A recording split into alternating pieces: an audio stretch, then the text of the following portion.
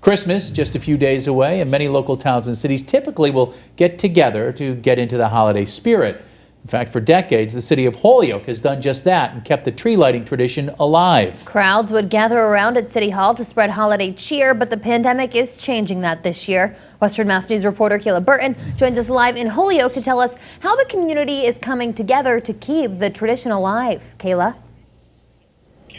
Well, Chris and Jordan, just look at this. I mean, isn't it awesome? Well, typically, this Christmas tree would have been lit up earlier in December, but we're told due to mechanical issues, that just wasn't the case. But instead of settling for a bare Christmas tree this season, the community came together, rallied, got to work, and got the job done.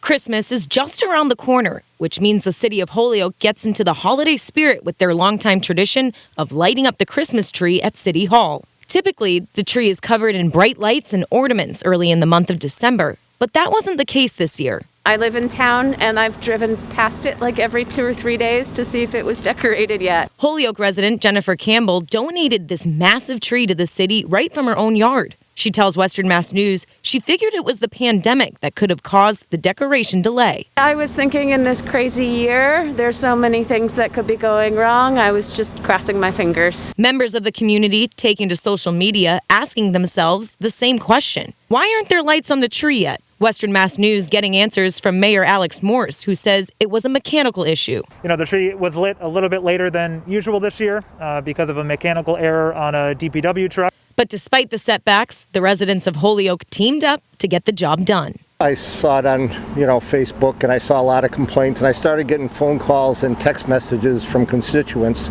asking what we could do about it. Once I found out that the piece of equipment had broken down, we reached out to the Holyoke Gas and Electric, and they coordinated with the fire department. They both have bucket trucks with the right lifts on it, and we have a fantastic group at the fire department, and they jumped right to it. Despite the coronavirus limitations and struggles it took to get this tree shining as bright as it is now, all can agree seeing the community come together was an early Christmas present. I want to thank the family that donated the Christmas tree.